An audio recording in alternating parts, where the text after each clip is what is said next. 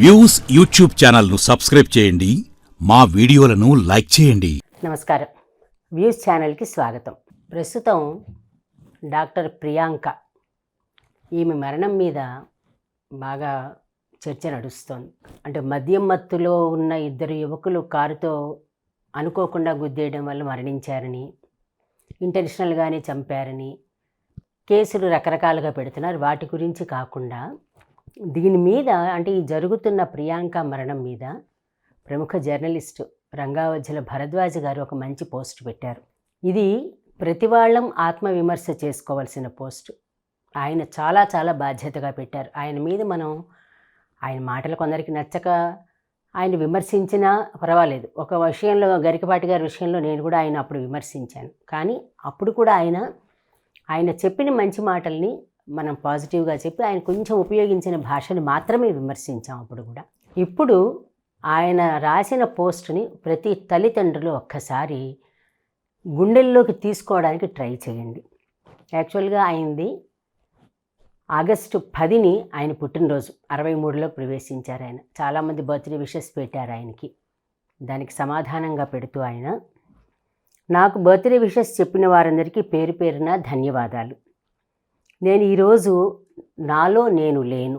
Doctor Priyanka మరణం అనేక ప్రశ్నలు రేపింది. ఉదయం నుంచి డిస్టర్బ్డ్గానే ఉన్నాను. సామాజిక సమీక్ష జరగాల్సిన సందర్భం. నాకెందుకో సుడిగుండాల సినిమా గుర్తొచ్చింది పదే పదే. పిల్లల పెంపకం, తల్లిదండ్రులు పిల్లలతో గడపలేని స్థితి, ఫీజుల కోసం, వారిని కంఫర్ట్ జోన్లో ఉంచడం కోసం, డబ్బుల కోసం 24 గంటలు అమ్మ నాన్న 2 ఉద్యోగాలు. ఈలోగా ఈ లోన్లీనెస్ వల్ల పర్టిక్యులర్గా తల్లిదండ్రుల స్నేహం గమనింపు లేక పిల్లల్లో మానసిక సమస్యలు పెరుగుదల, పెరిగిన మానసిక వైద్యుల అవసరం, వ్యాపారం, ఎవరూ ఎవరినీ స్పేర్ చేయలేని స్థితి. ఎండ్ ఆఫ్ ది డే పిల్లల్ని చూసి భయపడాల్సిన పరిస్థితిలో తల్లిదండ్రులు. అల్గారిథం రూలింగ్లో ప్రపంచం పెరిగిపోతున్న కంపార్ట్మెంటాలిటీ, ఇళ్లల్లో పెరిగిపోతున్న బెడ్రూములు, తరిగిపోతున్న కామన్ స్పేస్, కామన్ కిచెన్ కూడా అంతరించి కామన్ చెత్త బయటికి వస్తున్న తీరు, తనను భోజనాలు చేయడానికి వాడకుండా బ్యాగులు పడేసుకోవడానికే వాడుతున్నారని కన్నీళ్లు పెట్టుకుంటున్న dining tables, consumeristic society, market economy, అనవసరమైన వస్తువులు కూడా నిత్యావసరాలుగా మారిపోవడం, ఈఎంఐ ప్రపంచం, బ్యాంకుల్లో అంటగట్టిన సిబిల్ రేట్ల పరుగు పందాలు, ఆర్థిక ఉక్కపోత, సంపద సృష్టి పేరుతో జనాల్ని పరుగు పందాల్లో బలి చేయడం, corporate socialist pattern of society, ప్రజల్ని ముష్టివాళ్లుగా మార్చే పాలక కుట్రలు, వాటి మధ్యలో బ్రాండింగ్ పాలిటిక్స్, ట్రోల్స్. ఇలా బుర్రంతా పాడై ఇలా పడి ఉన్నాను. రేపైనా బయటికి రావాలి. ఏమైనా పరిస్థితి బాలేదు. అమ్మా ప్రియాంక, నీకు తెలియదు కానీ నీ హత్యలో నా అచేతనకు భాగముంది. నేను హంతకుడిని. అందుకే గిల్టీగా ఉన్నా క్షమించమని వేడుకోవడం కూడా చేత కావడం లేదు భరద్వాజన్ అని పోస్ట్ పెట్టారు ఆయన. ఇందులో చాలామందికి అన్ని విషయాలు తెలిసినా ఎవరూ పట్టించుకోవటం లేదు. పెరిగిపోతున్న బెడ్రూమ్స్ అన్న పదాన్ని భరద్వాజ్ గారు పర్ఫెక్ట్గా ఉపయోగించారు. మీకు చాలామందికి తెలుసుంటుంది, ఒకప్పుడు చాలా చిన్న చిన్న ఇళ్లల్లో ఉండేవాళ్ళు. అంటే అప్పటికి ఇలా హాలు, డబుల్ బెడ్రూమ్, కిచెన్ అనే పదం కాకుండా ఇల్లు ఎన్ని గదులు, 3 గదులా, 2 గదులా, 4 గదులా అని అడిగేవారు. వంటగదిలో అమ్మ వంట చేస్తే అందరూ కూర్చుని భోజనం చేసేవారు. అది ఒకే టైంలో. పొద్దున్న స్కూళ్ళు ఉంటే పిల్లలందరూ ఒకసారి, అట్లా రాత్రి మాత్రం ఇంటిల్లి పాది ఒక చోట కూర్చుని భోజనం చేసేవారు. గది చిన్నది, నేల మీద కూర్చోవచ్చు. డైనింగ్ టేబుల్ ఉన్నవాళ్ళు వేసుకున్నప్పటికీ కూడా డైనింగ్ టేబుల్ మీద అందరూ కూర్చుని భోజనం చేయడం, ఎవరి కంచం వాళ్ళు పెట్టుకోవడం, ఎవరి తిండి వాళ్ళు తినడం, ఎవరి కంచం వాళ్ళు తీయడం కాదు. ఎప్పుడు అందరూ కలిసి భోజనం చేయడంతో పాటు ఇంకా చాలామందికి జ్ఞాపకం ఉండే ఉంటుంది, హాల్లో వరుసగా చాపలు వేసేసుకుని, లేదంటే తలగడాలు పెట్టుకుని, లేకపోతే ఊరికే జంపకానాలు పరుచుకొని అందరూ పడుకునేవారు. అమ్మా నాన్న కొంచెం వయసులో పెద్దవాళ్ళు అయితే అటో పక్కన ఇటో పక్కన చిన్న చిన్న మంచాలు, మడత మంచాలు కానీ పట్టి మంచాలు కానీ వేసుకుని పిల్లలతో కబుర్లు చెప్తూ పడుకునేవారు. ఈ సీన్ ఎవరికి చాలామందికి ఈ జనరేషన్ వాళ్ళకి తెలియదు. ఎవరి గది వాళ్ళది, నా స్పేస్ నాకు కావాలి అంటే చాలా డైలాగులు చెప్తున్నారు కదా. నేను నా ఇష్టం, నా జీవితం నా ఇష్టం. ఇంకా మనం ఇంతకుముందు చాలాసార్లు అసహ్యంగా కూడా చెప్పుకున్నాం. నా ఒళ్ళు నా ఇష్టం, నా బట్టలు నా ఇష్టం అనుకున్నట్టుగానే నా స్పేస్ నాకు కావాలి, నా రూమ్ నాకు కావాలి, నా పర్సనల్ లైఫ్ నాకు కావాలి. ఈ పద్ధతి పెరగడానికి భరద్వాజ్ గారు చెప్పిన దాని నుంచే మనం కంటిన్యూ చేద్దాం. 2, ఒకటి, పేరెంట్స్ ఇద్దరు జాబ్స్కి వెళ్ళిపోతున్నారు, అవసరం ఉన్నా లేకపోయినా. ఇది ఆయన రాసిన దాంట్లో ఉన్నది పక్కా. అంటే ఆయన ఎంత జీవితాన్ని కాచిపడబోసారో తెలుస్తుంది. ఆయన చాలా సింపుల్గా ఉంటారనే విషయం కూడా అందరికీ తెలుసు. ఎవరికి వాళ్ళు ఉద్యోగాలకు వెళ్ళిపోవడం, ఎవరి వంట వాళ్ళు గబగబా చేసుకోవడం, ఎవరిది వాళ్ళు సర్దుకోవడం, వెళ్ళిపోవడం. పిల్లల్ని స్కూళ్ళల్లో ఇప్పుడు బ్రేక్ఫాస్ట్ నుంచి కూడా స్కూళ్ళల్లో బ్రేక్ఫాస్ట్, లంచ్ అన్నీ వాళ్ళే పెట్టేస్తున్నారు, ఈవినింగ్ స్నాక్స్ వరకు. రాత్రి దిక్కుమాల కాస్త భోజనానికి ఇంటికి పంపిస్తున్నారు. కాబట్టి పొద్దున్నే పిల్లల్ని స్కూల్కి ఒక 10 నిమిషాల ముందర, అంటే స్కూల్ టైంకి 10 నిమిషాల ముందర నిద్ర లేపి వాళ్ళని రెడీ చేసేసి బస్సు ఎక్కించేసేస్తే హమ్మయ్య అని వదిలేసుకుని హాయిగా కాళ్ళు చేతులు చాపుకొని కూర్చొని పంపించేస్తున్నారు. పిల్లలు రాత్రి ఇంటికి వచ్చే టైంకి ఆయన చెప్పినట్టుగా బయట చెత్త అన్నారు కదా, ఆర్డర్ పెట్టేసుకుంటున్నారు, ఇంటికి వచ్చేస్తుంది. తల్లి ప్రేమగా వండి పెట్టడం, పోనీ తల్లి కాకపోతే తండ్రి సమానత్వం గురించే మాట్లాడుకుందాం. పని ఎవరో ఒకళ్ళు ఇంట్లో ఫలానా వాళ్ళే చేయాలని చెప్పట్లా. అయిపోయింది, ఆ రోజులు అయిపోయాయి. ఇంట్లో ఏ కాస్త ఉంటే అది అన్నీ కావాలని కోరికలు ఉండేవి కావు ఎవరికీను. చారు ఆవకాయ మజ్జిగ నీళ్లతో భోజనం చేసిన కుటుంబాలు కూడా ఉన్నాయి. కానీ ఆ కుటుంబాలు వాళ్ళు చెడిపోలేదు. అందరూ కూర్చోవడం, అందరూ మాట్లాడుకోవడం, తల్లిదండ్రులు పిల్లల్ని గమనించటం, భోజనం చేయడం దగ్గర నుంచి వాళ్ళ హ్యాబిట్స్ని గమనిస్తే వాళ్ళల్లో ఏ మార్పులు వచ్చాయో తెలిసేది తల్లిదండ్రులకు మాత్రమే. ఆ గమనించే తీరిక లేదు అనడం కంటే కూడా ఇంట్రెస్ట్ ఎవ్వరికీ లేదు. ప్రతి వాళ్ళకి చేతిలో ఫోను, రీల్స్ చూసుకోవడమే పని. అదేదో కాలక్షేపానికో, లేదంటే ప్రొఫెషన్లో ఉన్న వాళ్ళకైతే అవసరం కాబట్టి కొంతసేపు చూసుకోవడం వేరు. అక్షరం ముక్క రాకుండా ఇంట్లో ఖాళీగా కూర్చుని ఊరికి తిని కూర్చునే వాళ్ళు కూడా, ఇది నో జెండర్ చెప్పేది, వాళ్ళు వీళ్ళని చెప్పట్లా, కామన్గా చెప్తున్నాం. ఫోన్లు పెట్టి కూర్చోవడం, తినడానికి డబ్బులున్నా లేకపోయినా స్మార్ట్ ఫోన్కి మాత్రం అందరికీ డబ్బులు వస్తాయి. ఎవరి ఫోన్ వాళ్ళది, ఎవరి గది వాళ్ళది, తలుపులు వేసేసుకోవడమే, ఢబా ఢబా తలుపులు బిగించేసేయడమే. ఇంటికి చుట్టాలు వచ్చినా ఎవరు బయటకు వచ్చి పలకరించరు, ఏది ఉండదు. ఇలాగ అవ్వడంతో పాటు ఆయన చెప్పిన దాంట్లో మరొక పాయింట్, అంటే ఈ ఎందుకు ఈయన ఇంత పరోక్షంగా ఆవేదన వ్యక్తం చేశారంటే, ఈ అమ్మాయి స్కూటర్ మీద వెళ్తున్న అమ్మాయి అక్కడ ఉంటే స్కూటర్ని గుద్దేసిన 2 వ్యక్తులు తాగి ఉన్నారు. పోనీ తాగుడు బానిస అనుకుందాం, ఇంట్లో కూర్చొని తాగి చావమనండి, వాళ్ళని తలుపులు వేసుకుని ఏడవమనండి. తాగేసి కార్ డ్రైవ్ చేయటం, వాళ్ళు చావడం కాదు కదా. అన్యాయంగా ఒక అమ్మాయి, ఒక డాక్టర్, దేశానికి కావాల్సిన ఒక డాక్టర్ అంటే ప్రొఫెషన్ అనుకోవద్దు, ఒక తల్లి తండ్రికి కడుపు కోత మిగిల్చిన సంఘటన ఇది. మన దురదృష్టం ఏంటంటే ఇంతటి దౌర్భాగ్యంగా జరిగినా కూడా వాళ్ళ మీద కేసు ఉండదు, ఏమీ ఉండదు. ఒక వారం రోజులు టీవీల్లో హోరెత్తించేస్తారు, రేటింగ్స్ పెరిగిపోతాయి, పోలీసులు కూడా ఏదో హడావిడి చేస్తారు. పోలీసులు తప్పు పట్టట్లా, మొత్తం వ్యవస్థ ఇది. ఒక్కళ్ళని పోలీసులను అనడానికి లేదు, ఎందుకంటే వాళ్ళ చేతుల్లో ఏది ఉండదనేది అందరికీ తెలిసిన విషయమే. పై వాళ్ళు ఏది చెప్తే అది చేయాల్సింది. కాబట్టి ఇది వ్యవస్థగా మాట్లాడేటప్పుడు తల్లిదండ్రులు తమ పిల్లలు తాగి తగలడుతున్నారో, బూతులు చూస్తున్నారో, వెధోపనులు చేస్తున్నారో చూడలేనంత తీరిక లేని తనంతో ఉన్నారు. కనిచావకండి అసలు. అంటే ఎంత పరుషంగా వస్తున్నాయంటే, ఒక తల్లిగా ఎంత ఆవేదన. అదే ఆడపిల్ల నీ కూతురు అయ్యి ఉంటే ఒక్కసారి ఆలోచించండి. ప్రతి వాళ్ళు కేవలం మామూలు సినిమా జర్నలిస్ట్గా ఉండే భరద్వాజ్ గారు తనకి విషెస్ చెప్పినందుకు తాను బాధపడుతూ ఇందులో నేను కూడా అని అంటున్నారు ఆయన. అంటే ప్రతి తల్లిదండ్రి అనేది వ్యక్తిగతంగా భరద్వాజ్ గారు కాదు, అక్కడ తల్లిదండ్రులు ఎందుకు ఆలోచించలేకపోతున్నారు అసలు? మీ పిల్లలకి దురలవాట్లుంటే మీ ఇంట్లో గదిలో తలుపు పెట్టేసి ఆ లోపల ఏడవమని చెప్పండి. మీరు చూసుకోండి. మీ పిల్లల యొక్క బానిసత్వం మీ పిల్లల యొక్క దురలవాట్ల వల్ల ఎవరో కన్నా తల్లి బలి అవ్వవలసిన అవసరం ఏమిటి? ఇలాంటి కేసుల్లో ఒక్కసారి మనకి గతంలో ఒకసారి యాసిడ్ కేసులో ఉన్న పళంగా ఎన్కౌంటర్ చేసి పడేశారు.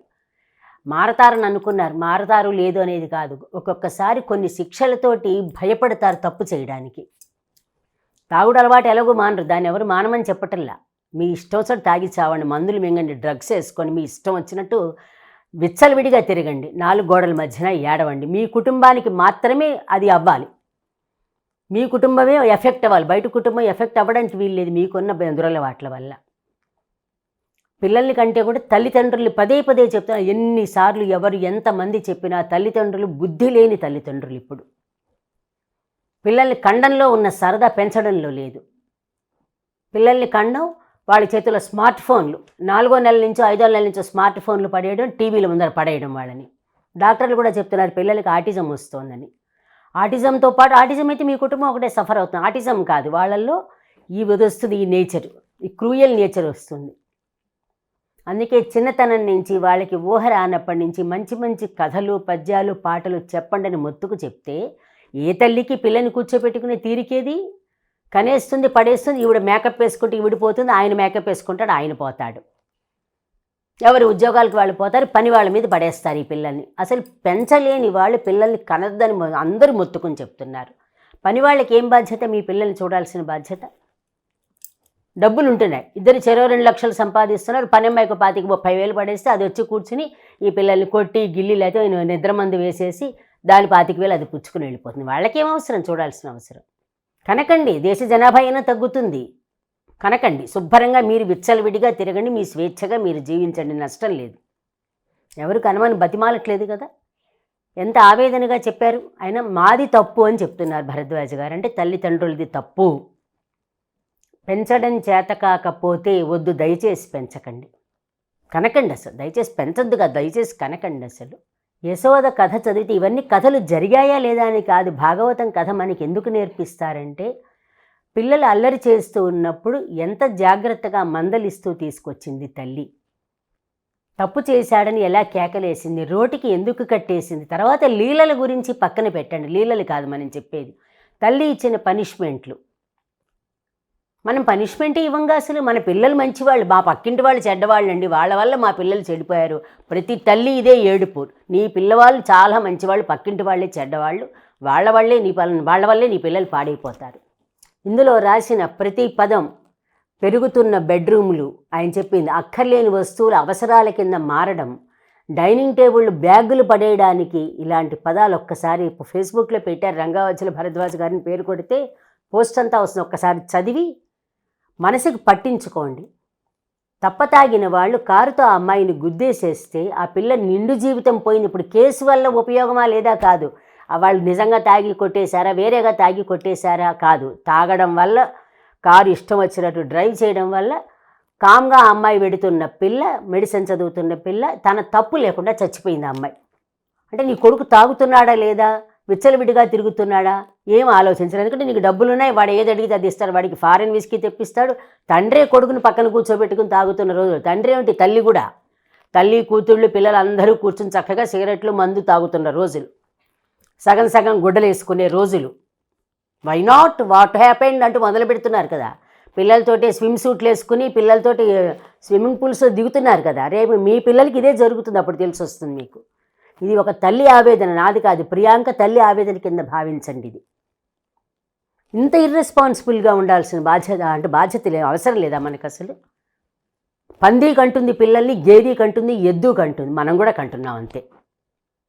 పంది కన్నట్టే కంటున్నాం, ఇంతకంటే ఇంకో మాట లేదు.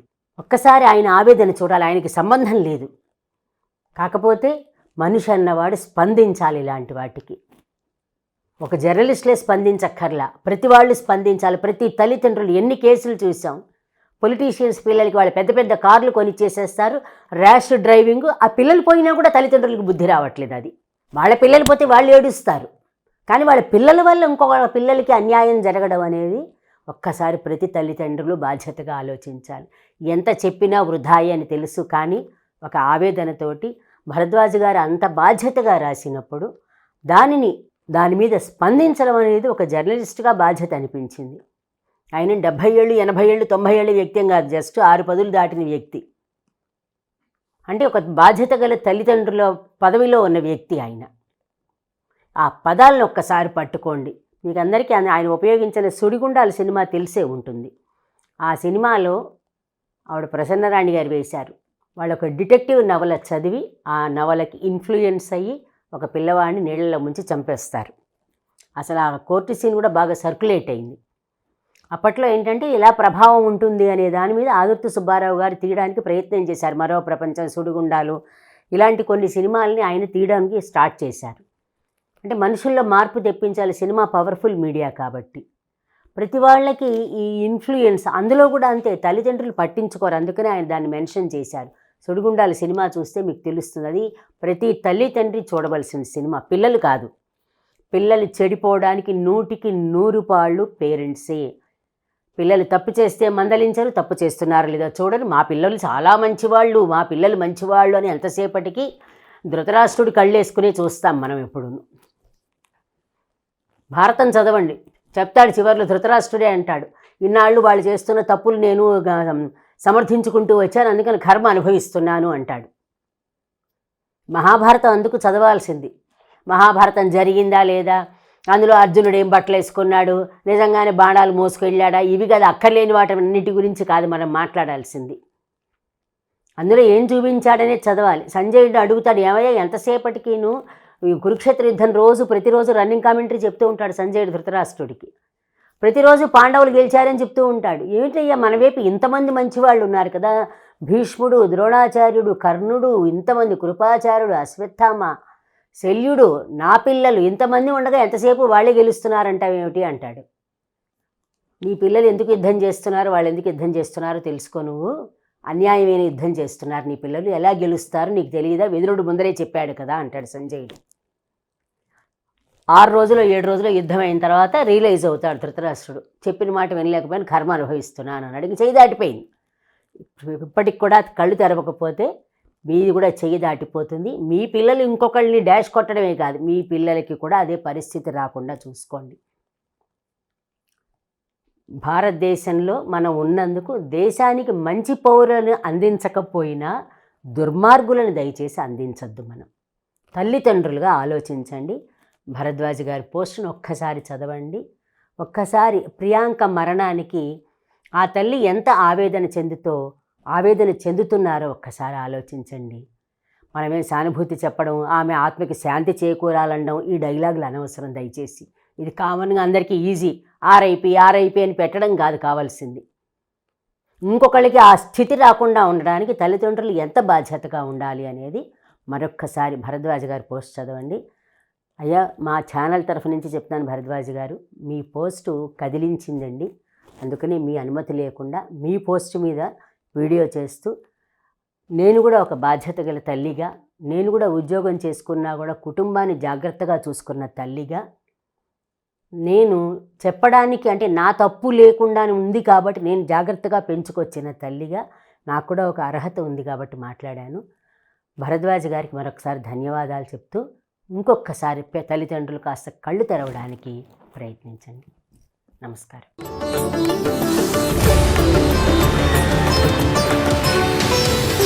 వ్యూస్ యూట్యూబ్ ఛానల్లో లైక్ చేయండి, షేర్ చేయండి, సబ్స్క్రైబ్ చేయండి.